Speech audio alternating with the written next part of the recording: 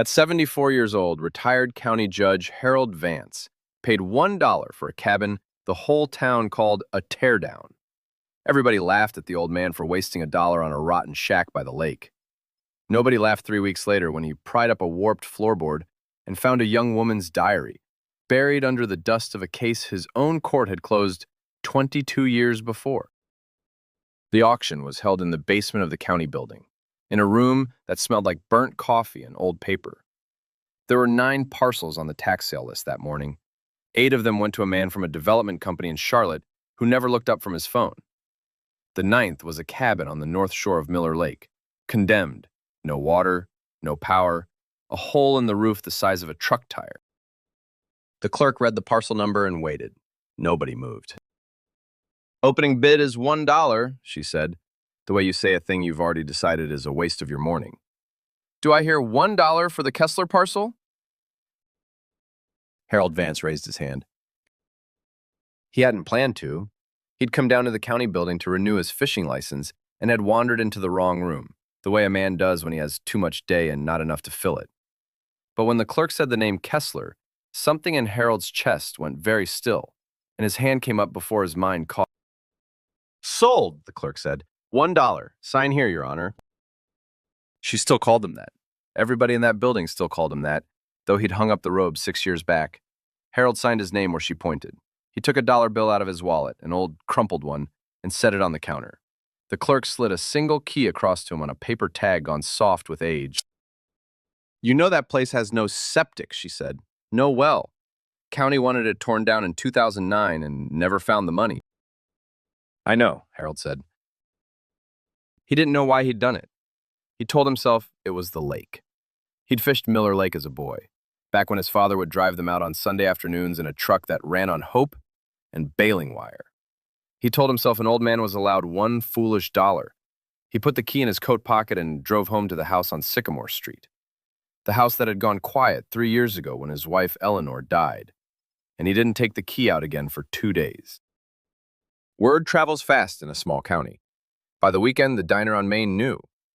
Harold walked in for his Saturday breakfast, same booth by the window, same 2 eggs over medium, and he felt the room change, the way a room does when you're the reason it went quiet. Dale Sturgis was at the counter. Dale ran the hardware store, and Dale had never in 40 years missed a chance to say the loud thing everyone else was thinking. "There he is," Dale said, grinning around his coffee. "The man who bought the Kessler shack. What'd it run you, Harold? Whole dollar?" A couple of men laughed, not mean exactly, the way small towns laugh, which is mean with a smile on it. "Whole dollar," Harold said and sat down. "You gonna fix it up, retire out there?" Dale turned on his stool. "My cousin looked at that place in 2006. Roof's gone, foundations cracked clean through. Floor's so rotted you'll fall through to the crawl space, break a hip, and nobody will find you till the ice thaws." "Could be," Harold said. "An embarrassment is what it is," said Carol Pruitt from the register. Carol sold real estate and had a way of pricing everything she looked at, including people. That whole North Shore drags down the lake. Somebody ought to just burn it. Harold ate his eggs. He'd spent 31 years on the bench listening to people say the loud, confident thing, and he'd learned that the loudest voice in the room is almost never the one that knows the most. He paid his check. He left $2 for a $2 tip, which was his habit, and he drove out to the lake. The cabin was worse than they said. The gravel drive was grown over, and he had to leave the car at the road and walk the last 200 yards through goldenrod gone to seed. The porch sagged, the windows were gone, glass and all, and somebody had spray-painted a word on the door that Eleanor would not have liked. Inside, the light came down through the hole in the roof in a hard white column, and everything that column touched was ruined. Mouse nests in the cabinets, a wood stove red with rust, a calendar on the wall still turned to a month from a year Harold had to squint to read. 2002. He stood in the middle of that ruined room and felt, for the first time in 3 years, that he was exactly where he was supposed to be. He couldn't have told you why. That would come later. Harold went home and got his tools. He was not a young man, and he did not pretend to be. He worked an hour, rested an hour, drank his coffee from a thermos on the sagging porch, and watched the lake. His hands were the hands of a man who had spent his life holding a pen and a gavel, soft compared to the men in the diner. But they remembered how to work. His father had been a carpenter before the war. Some things get into the blood and wait. He started with the floor because you can't do anything in a room you might fall through. He pulled the ruined rug in the corner and hauled it out to burn. He got down on his knees with a pry bar and started lifting the boards one at a time, checking the joists underneath, marking the rot with a stub of carpenter's pencil the way his father used to. The seventh board did not want to come. It was shorter than the others, cut clean, and the nails were newer than the nails around it. Harold noticed that the way a judge notices a witness who answers too fast. He worked the pry bar under the lip and leaned, and the board came up with a squeal, and under it, wedged between two joists in a hollow that had been made and not just found, was a tin box. It was a cracker tin, the kind that used to hold shortbread at Christmas, rusted at the seams and wrapped twice around with what had once been a rubber band and was now just a dark, brittle line. Harold sat back on his heels. His knees ached. His heart did something it had not done in a long time. He carried the tin out to the porch into the good light, and he opened it. Inside was a diary, a cheap thing, cardboard cover, the kind sold in a drugstore rack, the lock long since broken off. The pages were water-stained at the edges, but dry in the middle, protected by the tin. And on the first page, in a young round hand, in blue ink that had gone the color of a bruise, was a name. Harold Vance knew. Nora Kessler. He sat down on the top step because his legs told him to. Nora Kessler. He had not said that name out loud in 22 years, but he had never once forgotten it. She'd been 19. She had worked the summer at the marina snack stand and lived with an aunt in a rented room, and one October, she was simply gone. No note that anybody found, no body. Her aunt reported her missing, and the sheriff's department worked it for a while, and then the file crossed Harold's desk with a recommendation, and Harold had signed what they put in front of him. Runaway, case closed, no evidence of a crime. He had been 48 years old and 3 years on the bench, and the sheriff at the time, a big, confident man named Roy Buckhalter, had sat in Harold's chambers and told him the girl was troubled, that she'd talked about California, that the aunt was difficult, that there was nothing there. And Harold, who had not yet learned how much a confident man will tell you that isn't true, had signed. Now he sat on a rotten porch with the girl's diary in his hands, and the lake in front of him did not make a sound. He read it that night at his kitchen table with a glass of Eleanor's good whiskey he almost never touched. The early pages were an ordinary girl's ordinary life. A boy named Travis she liked and then didn't. The aunt who watched her hours. A dream, written more than once, of getting to the coast and going to school and becoming a nurse. She wrote about the lake the way people write about the one beautiful thing they have. She'd found the cabin empty and made it hers, a private place. And she wrote there in the evenings when the aunt's house got too small. Then, near the middle, the tone changed. A man had started coming to the marina, an older man, important in town, and at first Nora wrote about him with a kind of nervous pride, because important men did not usually notice snack stand girls. He gave her rides. He told her he could help her get to California, help with money, help with school. And then the entries got shorter and the handwriting got worse, and Nora Kessler stopped sounding like a girl with a dream and started sounding like a girl who was afraid. August 3rd. He came by the stand again today and bought a soda he didn't drink. Everyone was so nice to me after because he's important and he'd talk to me.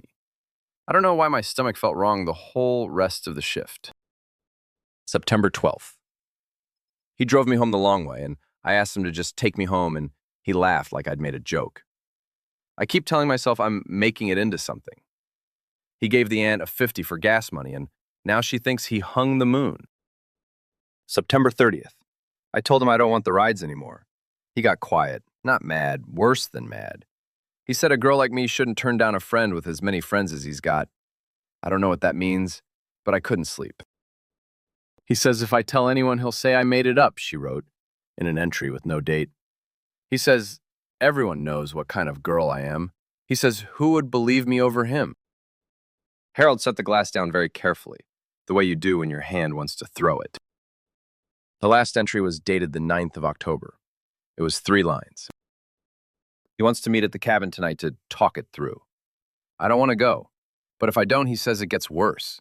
If something happens to me, it wasn't a runaway. I hid this where nobody looks. Whoever finds it, please. My name is Nora Kessler, and I did not leave. She had underlined, I did not leave twice. And on the line below, where a frightened girl had run out of steady handwriting, she had written one more thing. A name. The name of the man who was coming to the cabin. Harold read it, and the kitchen went cold around him, and he understood at last why his hand had gone up in that basement room before his mind could stop it. Some part of him had been coming back to this for 22 years. The name was Roy Buckhalter. The same sheriff who'd sat in his chambers and called her a runaway. The same man who'd handed Harold the file and told him there was nothing there. The man was not a sheriff anymore. Roy Buckhalter was 70 now, a fixture, a giver of scholarships, a shaker of hands. There was a wing of the county library with his name on a brass plate. Twice a year his face was in the paper, handing an oversized check to some good cause, with that same broad, confident smile Harold remembered from across a desk. Harold Vance did not sleep that night. He sat at the table until the window went gray, the diary open in front of him, and somewhere around 4 in the morning, he made a decision that a wiser and more tired man might have talked himself out of. He was going to give Nora Kessler back her name. He didn't know how yet, but he'd spent his life deciding what was true and what wasn't, and he'd gotten this one wrong once, and he was not going to die having gotten it wrong twice. To understand why an old man would do a thing like that, you have to go back. Harold Vance had grown up 2 miles from Miller Lake, the son of a carpenter and a school teacher, in a house where the rule was simple and never spoken out loud. You did the right thing even when it cost you, especially when it cost you. He'd worked his way through the state college, first in his family, and come home with a law degree, and a plainness about him that the county trusted. He'd made prosecutor by 35 and judge by 45, and in all those years the thing people said about Harold Vance was that he was fair. Slow sometimes, careful to a fault, but fair. He'd married Eleanor the same year he passed the bar. She was a nurse at the county hospital, quick where he was slow, warm where he was careful, and for 46 years she was the better half of every decision he made. They never had children. It was the one grief they carried and did not talk about, and it made them turn toward each other instead of away, the way some couples do when the house stays quiet. Eleanor used to say Harold treated the whole county like the children they never had, that he worried over the town the way a father worries, and she wasn't wrong. When she got sick, it was fast, 10 weeks from the diagnosis to the morning he woke up alone. And Harold, who had spent his whole life knowing exactly what to do next, found that he did not know what to do at all. He kept the house too clean. He ate standing up. He renewed a fishing license for a boat he hadn't put in the water since she died. 3 years he'd been coming apart quietly, one still afternoon at a time, and no one in the county had noticed, because a careful man comes apart carefully. That was the man who wandered into the wrong room in the county basement. A man with a hole in him the exact shape of somebody to take care of. And the case. He had never stopped carrying the case, though he'd have told you he had. The fall Nora Kessler disappeared, Harold was 48 and still learning the difference between the bench and the truth. Roy Buckhalter was in his prime then. The sheriff who'd been elected 4 times, the man who filled a room, the man who called judges by their first names and slapped their backs at the Rotary lunch. When the Kessler file came up, Roy had come to Harold's chambers himself, which Harold had taken at the time as a courtesy and understood now as a leash. He'd sat in the leather chair and crossed his boots and told Harold the girl was trouble, that she'd talked about California to anyone who'd listen, that the aunt was half crazy and the whole thing would blow over. And Harold, God help him, had wanted it to be simple. He had a docket 40 cases deep and a sheriff he trusted, and no reason on the paper in front of him to think a girl hadn't just gone west the way girls did. So he signed. Runaway. No crime. He'd signed 100 things that month and forgotten 99 of them. But not that one. Some nights, over the years, Eleanor would find him at the kitchen window at 2 in the morning, and she'd ask what was keeping him up, and he'd say nothing, just the docket. and she'd known it wasn't the docket. Somewhere in him, a girl he'd never met had been standing in the dark for 22 years, holding a diary, waiting for a careful man to finally look twice. Now he had looked, and there was no going back to sleep. He took the diary to the sheriff's office 3 days later. The sheriff now was a younger man, Ed Callahan, decent enough, careful in the way men get careful when they're thinking about their pension. Harold laid it out plain.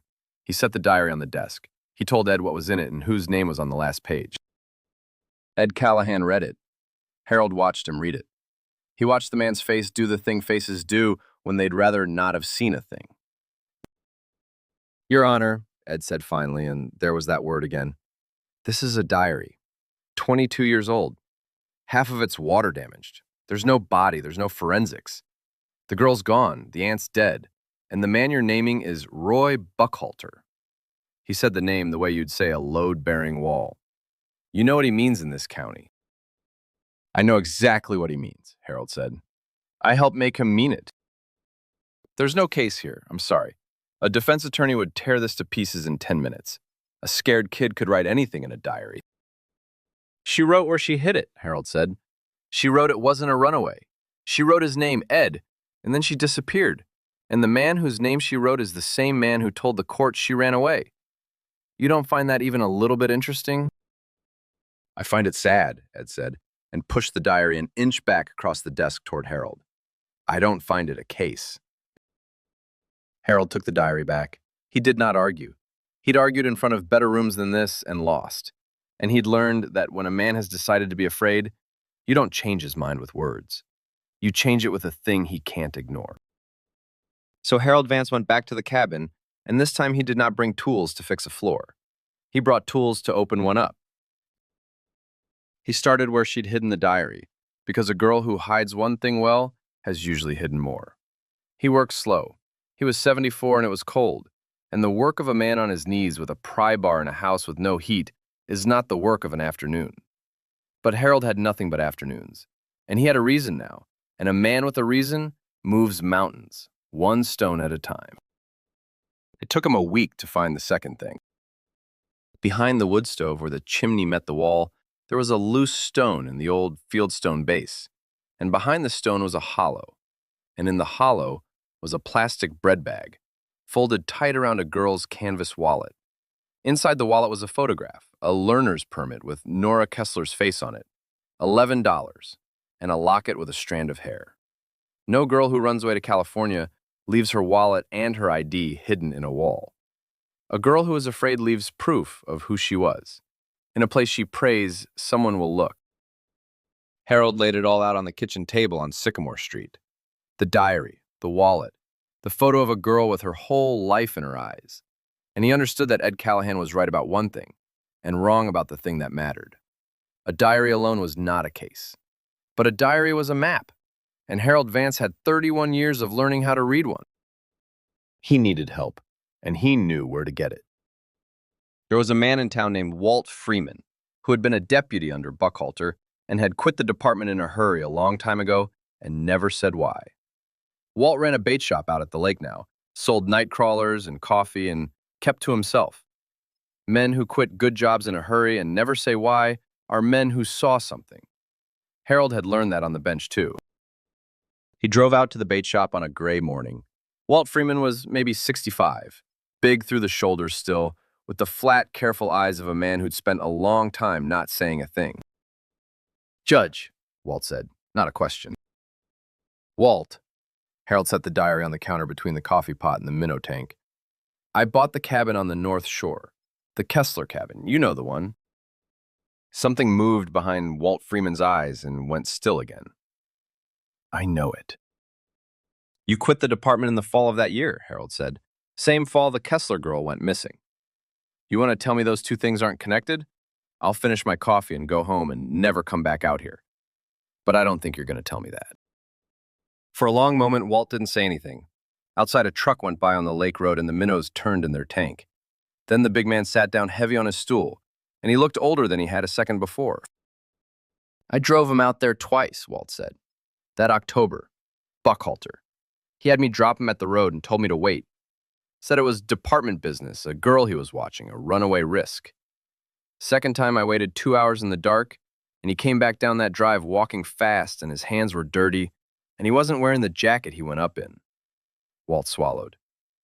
He looked at me and he said, "You drove me to the marina tonight, Walt. You understand me. We were at the marina, and I was 26 and he was the sheriff, and he could end me with a phone call. So I said, yeah, Roy, we were at the marina. And 2 weeks later, I turned in my badge because I couldn't sit across from him at the morning meeting. And I have not had one clean night's sleep in 22 years. Harold Vance stood very still in the bait shop and let the man finish. I should have said something, Walt said. Every day I should have said something. But there was nothing to say it about. She was gone.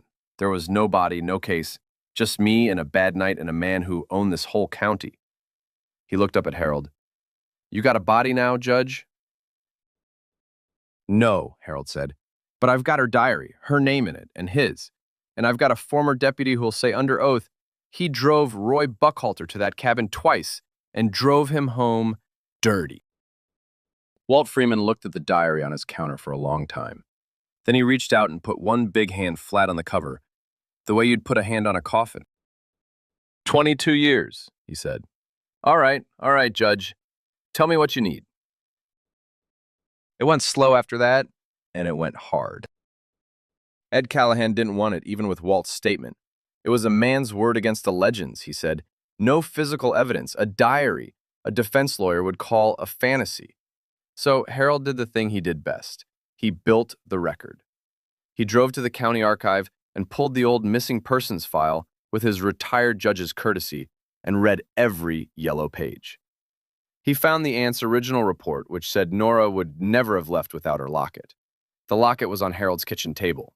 He found a marina timesheet that put Nora working the night she vanished, not gone to California. He found, in the sheriff's own hand, a note closing the file 3 days after she disappeared. 3 days, when a runaway teenager isn't even a runaway yet. And he found the thing that broke it open. In the county's old property records, the Kessler cabin had never belonged to any Kessler.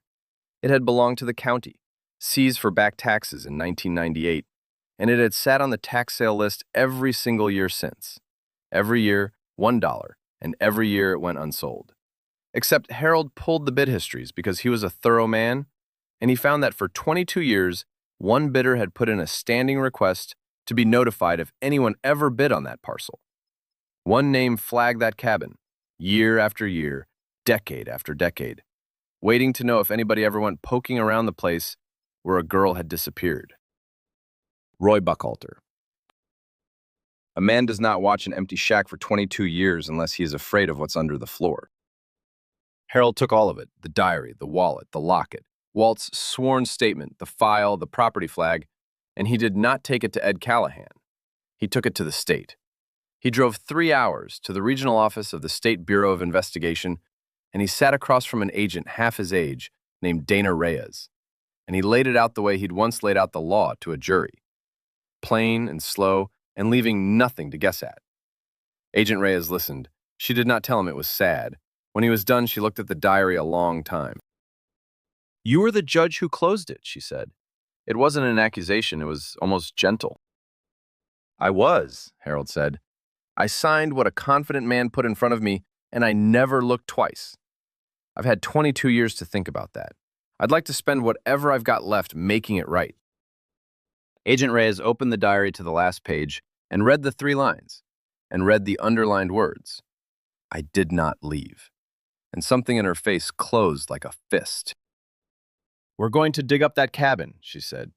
The crawl space, the ground around the chimney base, the whole footprint. You understand what that means? I understand exactly what that means, Harold said. I'll be there. If you've come this far into Harold and Nora's story, take a second and hit subscribe. Because what the ground gave up that Tuesday is the part I've been waiting the whole way to tell you. They came on a Tuesday in late October, almost to the day, 22 years later.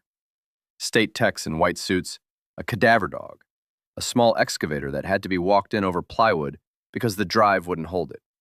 Harold stood at the road in his good coat, the coat he used to wear to funerals, and he watched them work the ground under the cabin he'd bought for $1. Word travels fast in a small county. By noon, there were cars along the lake road. By afternoon, there was a news van from the city. And around 3 o'clock, Dale Sturgis from the hardware store, who had laughed loudest in the diner, walked up the road and stood next to Harold at the tape and did not say one word about a wasted dollar. It was slow, terrible work to watch. They ran a grid with string and little flags.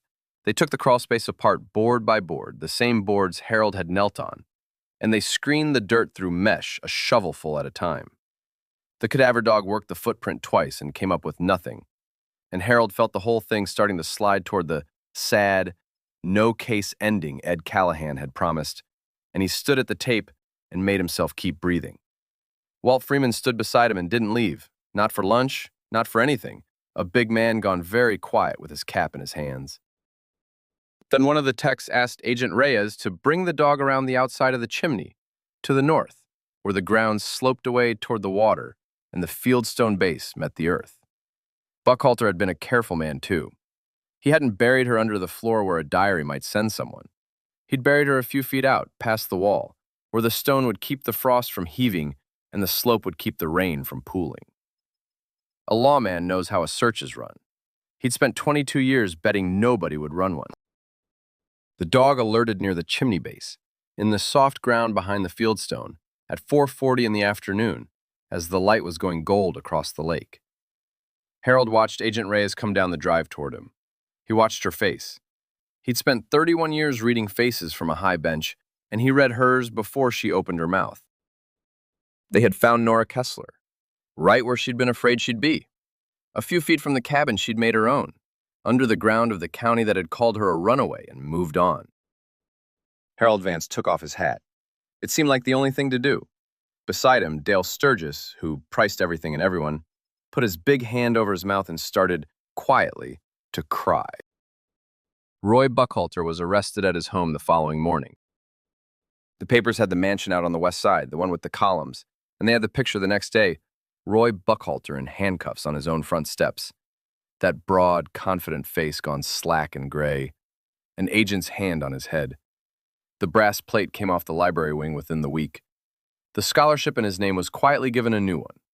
A man who had been a legend in the county for 40 years became, in the space of a single news cycle, the thing he had always been underneath, which was a coward who murdered a frightened girl and spent 22 years watching the floor she was hidden under. He never stood trial. His heart went out on him in a holding cell 3 months later, before the case could be called. And there were people in the county who said that was justice cheated, and people who said it was justice served cold. And Harold Vance, when a reporter asked him, said only this. He answered to a higher court than mine. I just wanted the record to say her name right. Because that was the thing Harold cared about in the end. Not the man, the name.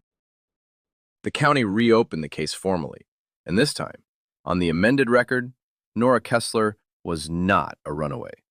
She was a homicide victim, 19 years old, failed by the men who were supposed to protect her, and found at last by an old man who bought her cabin by accident and refused to look away.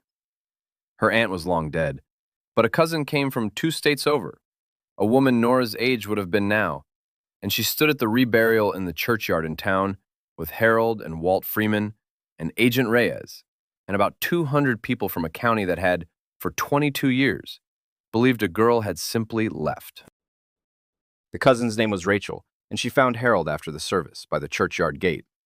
She was crying and not ashamed of it. She told him the family had spent 22 years half believing the sheriff, half hating Nora for leaving without a word, carrying a resentment for a girl who had never once deserved it. She said her own mother had gone to her grave angry at a dead child. And now, because of an old man and a dollar, they could be angry at the right person instead, and grieve the way they should have grieved all along. You gave us her back, Rachel said. You gave us the truth of her. Do you know what that's worth? I know what it cost, Harold said. I'm only sorry it took so long. I'm the one who signed the paper. I want you to know that. I'm the reason it took so long, and I'll carry that. Rachel looked at him a while. Then she took his old hand in both of hers. You're also the reason it stopped taking longer, she said. I'll carry that part for you, if you'll let me. They put up a real headstone. Harold paid for it and told no one. And the county found out anyway because word travels fast. It gave her name and her years, and beneath them, at Harold's request, 4 words the stonecutter said he'd never carved before and would never forget. She did not leave. Harold Vance finished the cabin. He hadn't meant to, but the state released the property in the spring, and it seemed wrong to let it fall down now, after everything it had held for him. So he went back out with his tools and his thermos, and this time Walt Freeman came too. And then Dale Sturgis showed up one Saturday with a truck bed full of lumber he wouldn't take money for. And then a few more men from town, and by the end of the summer the roof was whole, and the floor was sound, and there was glass in the windows again, and clean water, and a wood stove that drew. Harold did not live there. He put a bench on the porch facing the lake and a small brass plate on the door, and he made it something for the town. A place where the marina kids could get out of the rain, where a person could sit and fish and think. On the plate it said, simply, the Kessler Place. He drove out most evenings that fall. He'd sit on the bench with a thermos and watch the light go gold across the water. The same water a girl had loved and written about in a drugstore diary. And some evenings, Walt would come sit with him, and neither of them would say much, because the thing between them didn't need saying anymore. The town changed, a little, the way towns do. Not all at once, and not everybody, but here and there you could see it. The county sheriff's department opened a review of every case Roy Buckhalter had closed in his 4 terms.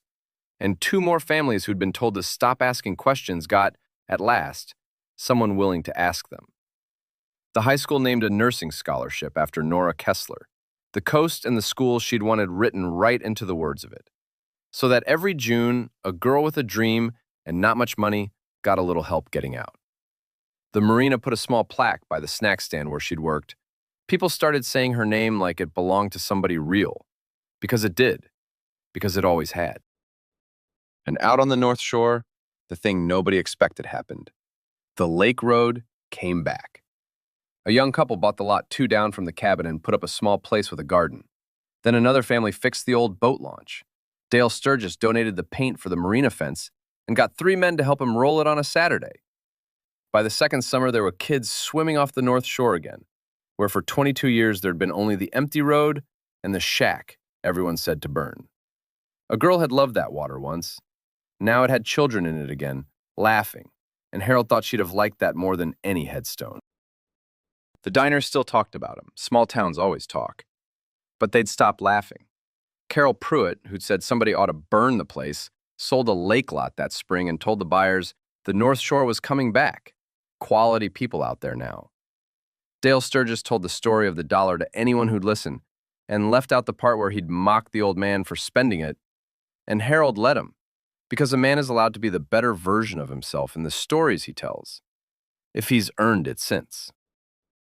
On the anniversary of the day he'd raised his hand in that basement room, Harold Vance sat on the porch of the cabin he'd bought for $1 and thought about the strange arithmetic of a life.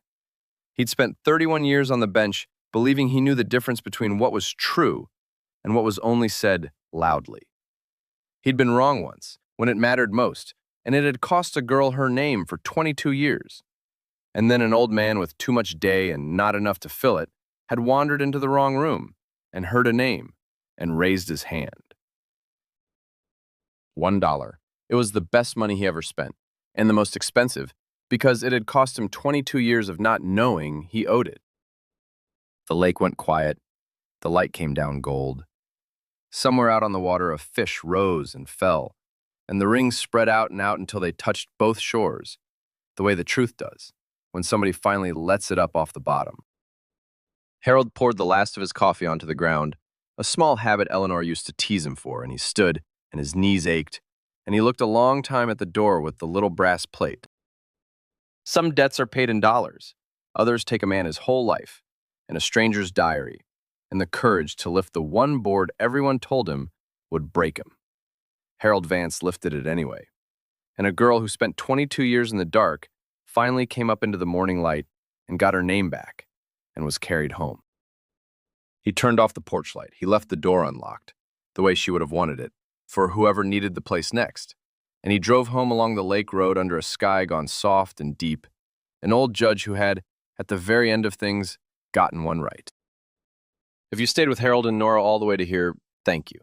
Some stories are heavy to carry, and it means something that you carried this one to the end. Tell me in the comments what you'd have done if you were the one who raised your hand in that room. And if this story stayed with you, share it with someone who believes, like Harold did, that it is never too late to tell the truth. The scales always balance in the end. Sometimes they just wait a long, long time for the right hand to tip them.